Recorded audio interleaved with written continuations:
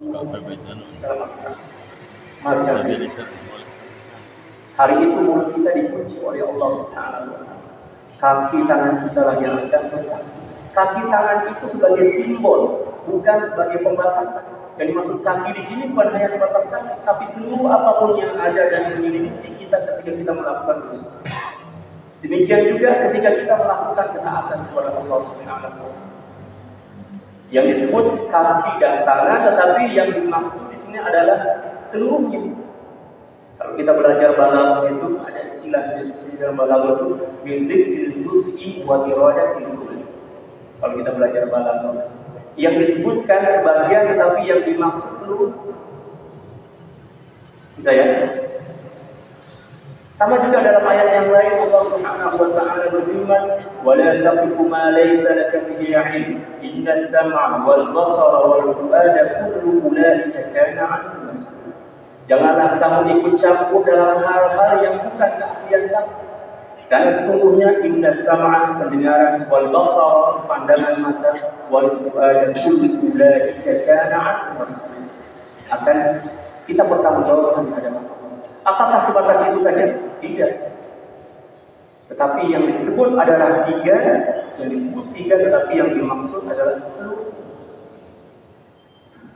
Maka Sayyidina Imam Ahmad bin Athaillah As-Sakandari radhiyallahu ta'ala mengajarkan kita untuk tidak terlalu ikut campur tentang takdir hidup kita. Kita hanya diperintahkan dan ditugaskan untuk menjalani takdir sesuai dengan syariat. Apakah kita tidak pernah memiliki pengalaman hidup? Kita telah merancang atau telah merencanakan berbagai macam proyek-proyek, target-target dalam hidup. Kita sudah merencanakan, mengusahakan, berikhtiar, pada akhirnya apa yang terjadi? Ternyata yang terjadi adalah sesuatu yang tidak pernah terlintas dalam benak. Ini menunjukkan bahwa apapun yang kita inginkan, apapun yang kita rencanakan, tidak akan pernah mampu terwujud kecuali apabila sesuai dengan apa yang dikehendaki dan ditakdirkan oleh Allah Subhanahu wa Ta'ala. Anta turid wa nahnu nurid wallahu yaf'alu ma yurid. Ya barangkali kalian mempunyai keinginan, kami pun mempunyai keinginan dan hasrat, tetapi yang terjadi adalah apa yang direncanakan dan ditakdirkan oleh Allah Subhanahu wa Ta'ala. Oleh karena itu di dalam tasawuf kita diajarkan untuk tidak terlalu banyak ikut campur tentang takdir, baik takdir kita apalagi takdir orang lain. Tapi kita diperintahkan untuk fokus, konsentrasi pada ibadah. Oleh karena itu, hikmah yang selanjutnya nanti Sayyidina Imam Ibnu Athaillah As-Sakandari mengatakan, ijtihaduka fima qulina lak wa tafsiruka fima talaba minka dalilun 'ala iltimasil basirati minka. Kesungguhanmu untuk mencari, mengejar, mengusahakan sesuatu yang telah ditetapkan oleh Allah, telah dijamin oleh Allah Subhanahu wa Ta'ala, yang menyebabkan kamu lalai untuk melaksanakan apa yang dituntut yang dituntut dan diperintahkan oleh Allah Subhanahu wa Ta'ala. Itu adalah satu tanda, alamat, tanda ataupun petunjuk bahwa mata hati selalu rezeki telah ditentukan oleh Allah Subhanahu wa Ta'ala. Wa ma min dabbatin fil ardi illa 'ala Allahi rizquha. Tidak satu pun makhluk yang melata di muka bumi ini kecuali rezekinya telah ditentukan oleh Allah. Rezeki itu, Pak, seperti bayang-bayang. Kemana pun kita melangkah, dia akan mengikuti kita. Kalau kita ingin berpisah dari bayang-bayang kita, bisa nggak? Kita potong, kita sembelih.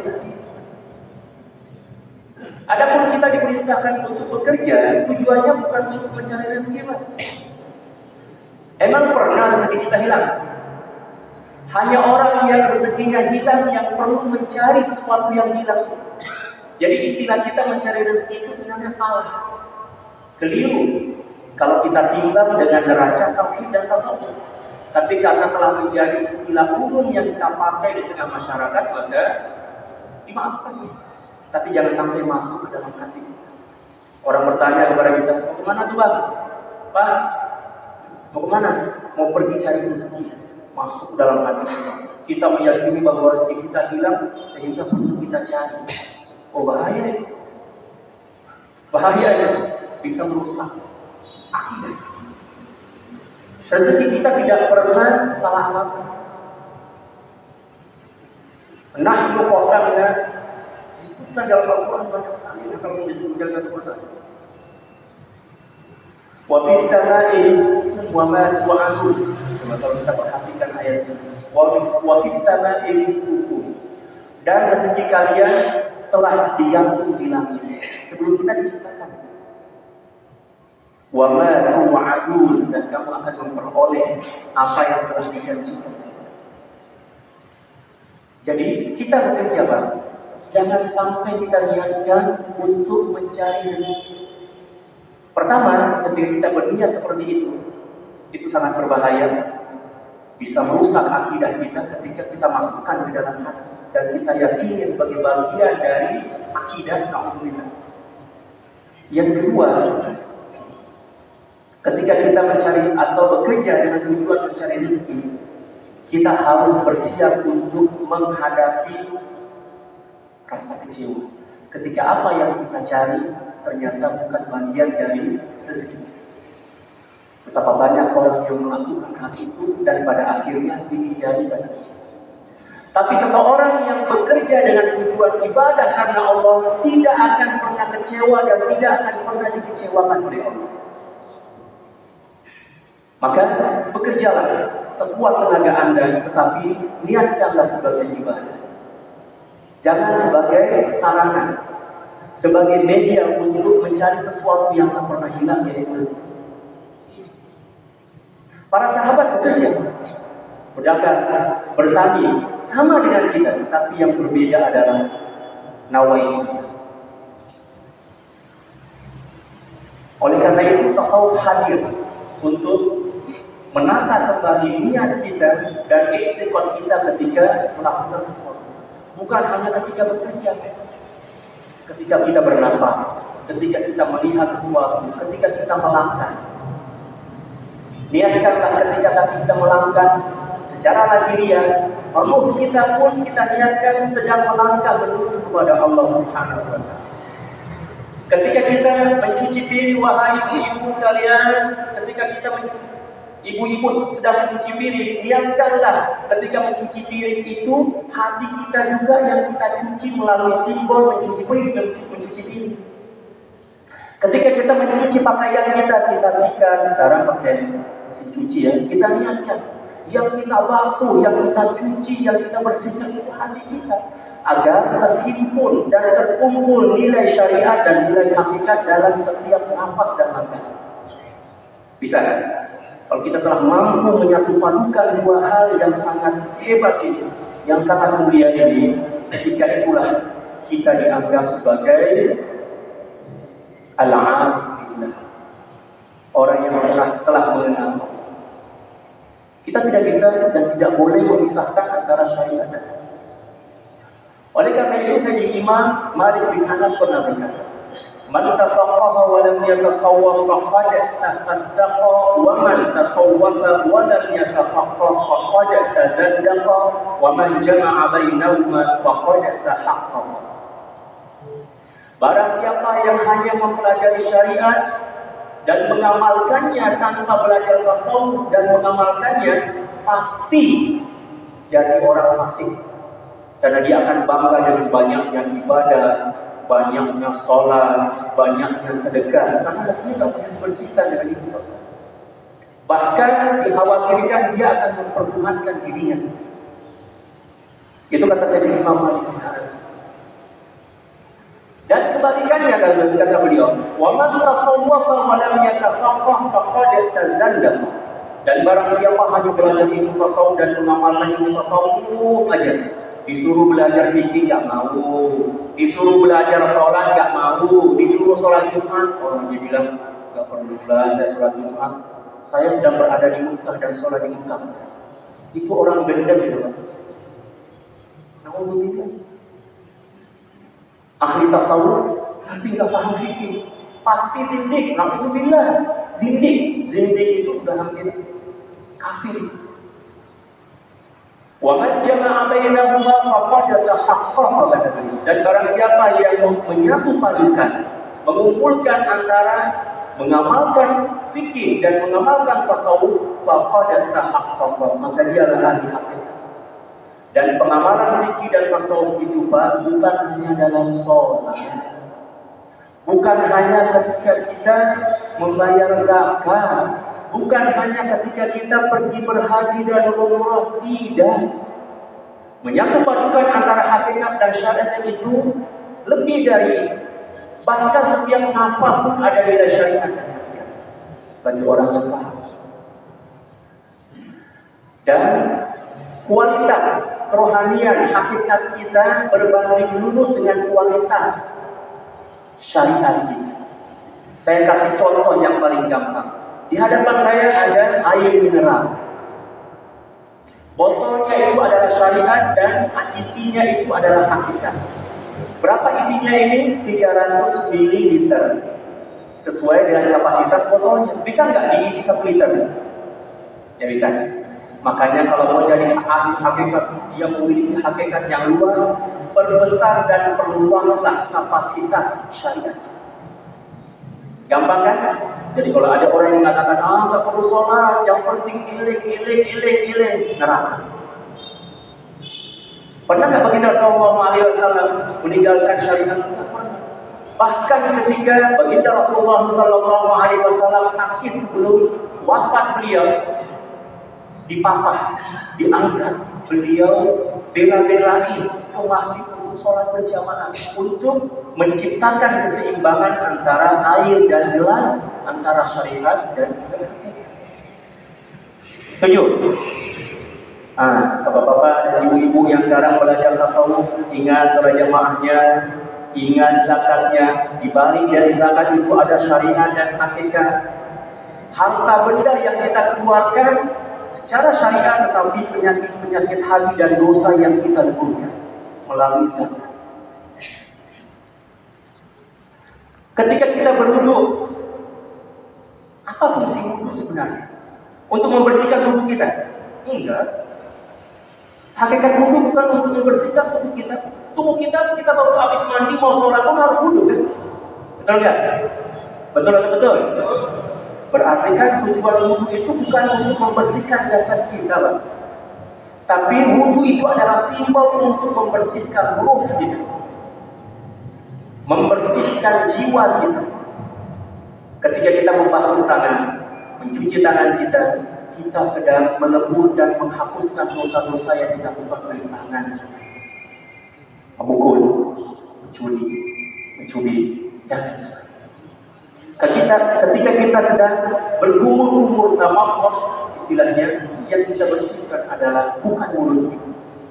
Kita tadi bawa bersihkan gigi kan, tapi tetap mulut juga kan, bergumur. Yang kita bersihkan adalah dosa mulut kita, yang suka mengumpat, mengadu domba, berbohong, mencaci, memaki.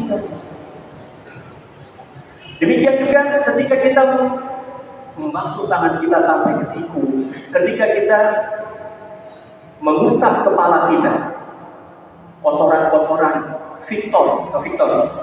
pikiran-pikiran kotor yang ada di sini, yang kita basuh, yang kita bersihkan. Ketika kita membasuh telinga kita, usap telinga,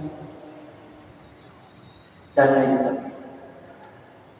Sebagaimana jasad memiliki tangan, telinga, mata, dan lain sebagainya, hati pun seperti itu bagi orang yang paham.